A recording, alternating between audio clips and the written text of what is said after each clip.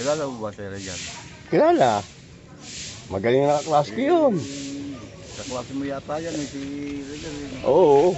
Anong batch kayo? Anong batch kayo? Basta na kami, 93. 1993. 1993 ano? Oo, sabi kami gumraduate niyan. Anong masasabi mo sa tungkol sa kanya? Wala naman. Ikaw naman. Andoon. Magaling na ano yun. Harap ko lagi sa ano yun, sa upuan, yan. Lagi kami masaya. At ano yun, konting ano lang, konting jokes lang ako, kung makatawa inam.